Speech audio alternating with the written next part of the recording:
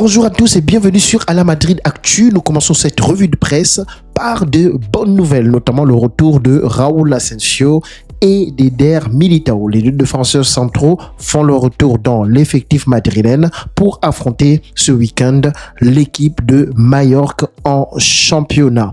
Oui, Eder Militão, blessé pendant plusieurs mois, fait son retour donc dans l'effectif.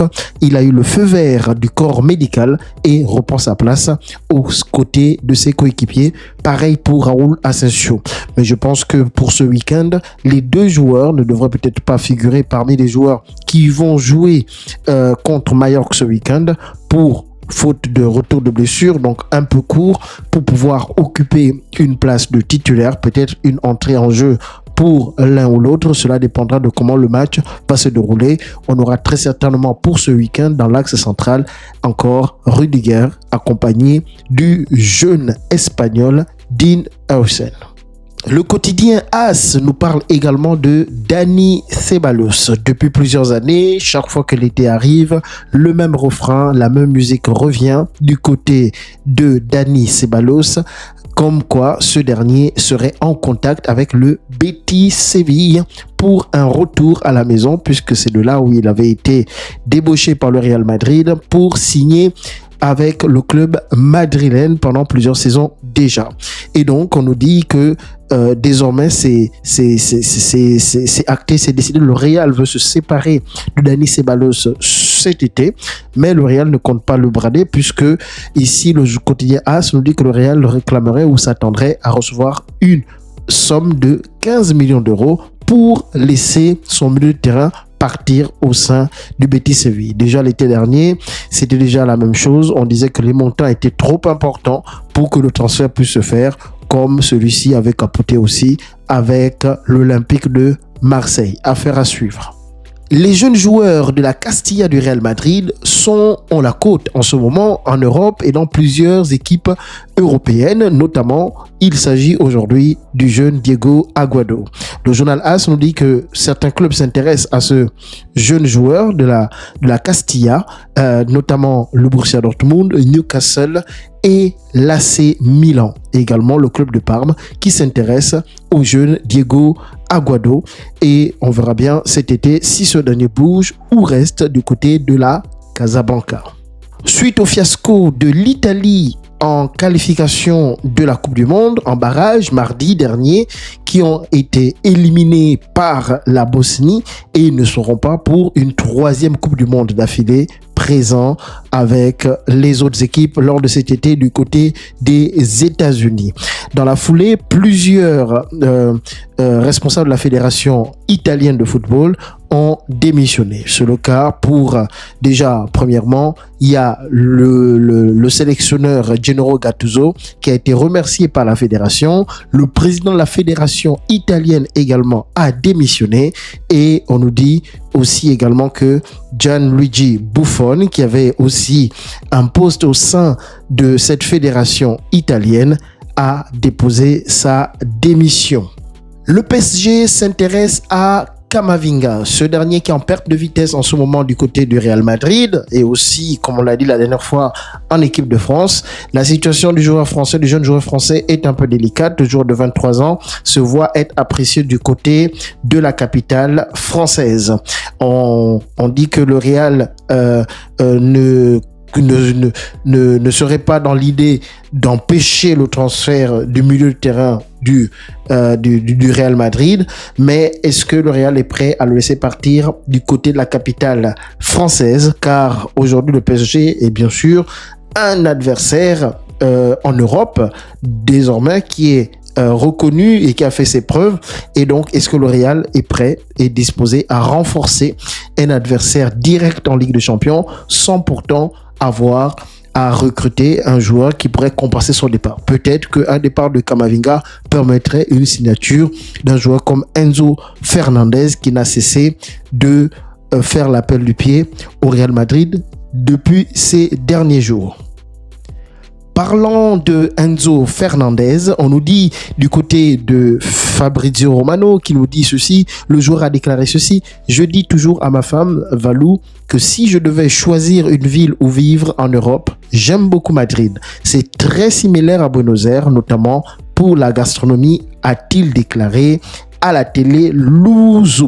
Et donc du coup ceci permet encore de remettre une couche sur Enzo Fernandez qui depuis ces derniers jours n'hésite pas à clamer son amour pour Madrid, et s'il doit aller du côté de Madrid, vivre du côté de Madrid, il n'y a pas plusieurs solutions, ce soit le Real ou l'Atlético Madrid. Mais vu le niveau du joueur, certainement que celui-ci fait de l'appel du pied au Real Madrid. Si finalement le Real venait à vendre Camavinga au PSG avec un bon chèque, peut-être que le Real pourrait foncer sur le cas Enzo Fernandez. Mais attention, le contrat de celui-ci court jusqu'en 2032 avec le club de Chelsea. Est-ce que le Real aura les moyens pour pouvoir débaucher le milieu de terrain argentin au club de Chelsea, sachant qu'un tel transfert, à mon avis, ne se fera pas à moins de 100 millions d'euros, une somme que le Real, pour l'instant, n'est pas prêt à engager. Le club de Liverpool affronte la semaine prochaine le PSG en quart de finale aller de la Ligue des Champions. Et le club de Liverpool peut compter sur le retour de Alexander Isak était blessé, qui fait son retour à l'entraînement avec le club de Liverpool cette semaine, mais très certainement qu'il ne sera pas prêt pour être soit titulaire ou jouer lors de ce quart de finale. Mais en tout cas pour l'instant c'est ce que le joueur espère, et aussi l'équipe de Liverpool, de retrouver son buteur, de retrouver une force offensive qui a fait ses preuves ces dernières années en championnat d'Angleterre. Mais est-ce qu'il sera prêt pour affronter le PSG? Tout ceci reste à voir dans les jours à venir. Toujours du côté de Liverpool, on nous dit que le Real semble ne plus vraiment s'intéresser au cas de Ibrahima Konaté. On se souvient qu'il était longtemps annoncé du côté du Real Madrid, notamment à cause de son contrat qui arrivait à échéance en juin prochain, et qu'il n'avait pas encore renouvelé son contrat. Mais il s'avère que le club est toujours en train de chercher à faire renouveler son joueur, mais on nous dit de l'autre côté que le Real n'est plus vraiment intéressé ou n'a pas vraiment envie de revenir à la charge sur Ibrahima Konaté. Et c'est le journal The Athletic qui nous le dit aujourd'hui. Le Real Madrid s'intéresse toujours au jeune Keith Smith, l'espoir et le prodige du football néerlandais. Sa progression est encourageante et il a démontré son désir de jouer pour le club, nous rapporte ici le journal AS en ce jour. Des clubs comme le FC Barcelone, comme le Manchester United s'intéressent également au jeune Keith Smith. Son prix est désormais plus réaliste puisque désormais il est évalué aujourd'hui à 60 millions d'euros. Il y a quelques semaines encore, quelques mois, nous disions qu'il ne serait peut-être pas vendu en deçà de 70 millions d'euros, voire autour entre 70 et 90 millions d'euros. Mais apparemment aujourd'hui, d'après le journal AS, la valeur du joueur est aujourd'hui autour d'une 60aine de millions d'euros, ce qui devient peut-être un prix acceptable, abordable pour un tel prodige ou encore pour un tel joueur prometteur. Le FC Barcelone n'en démord pas. Suite à la blessure de Rafinha lors de la trêve internationale, le président Laporta nous dit ceci: la blessure de Rafinha est regrettable. La FIFA doit revoir son calendrier car ces joueurs évoluent dans de grands clubs. C'est un match amical et l'un des meilleurs joueurs de l'équipe se blesse. C'est évidemment rageant. On ne peut pas blâmer les joueurs, ce sont des professionnels et ils se donnent à fond pour leur pays. Le problème, c'est le calendrier surchargé à une période de la saison où tout est en jeu. C'est exaspérant. Oui, cette trêve internationale placée au mois de mars, franchement, c'était pas une bonne idée. Ça surcharge les joueurs. Il y a des joueurs qui se déplacent, qui vont très loin, qui vont dans des situations climatiques qui vont être parfois très exigeantes, et tout ça crée en fait des fragilités, ou encore ça expose les joueurs à des blessures. Et c'est ce qui est arrivé à Rafinha, qui est une force qui va manquer à l'équipe du FC Barcelone lors des échéances importantes, notamment déjà lors du quart de finale aller contre l'Atlético la semaine prochaine.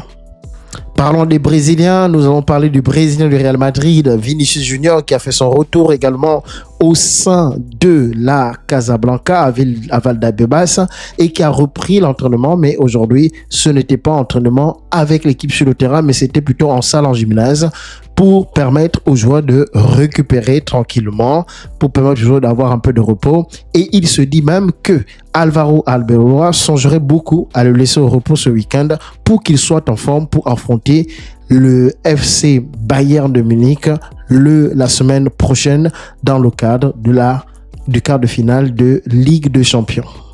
Le journal AS nous dit également que Alexis McAllister, joueur de Liverpool, rêve également de jouer au Real Madrid. Apparemment, tout le monde rêverait aujourd'hui de jouer au Real Madrid. Mais un transfert semble lointain, nous dit le journal AS, car il est sous contrat avec Liverpool jusqu'en 2028. Le Real est soumis à un plafond salarial. Donc, les contraintes financières, les limites que le Real subit ne pourront pas permettre un tel transfert de se réaliser d'après ce que nous dit AS, même si, selon ce que nous dit AS, le joueur est intéressé pour jouer au Real Madrid. Financièrement, cela ne pourrait peut-être pas se faire.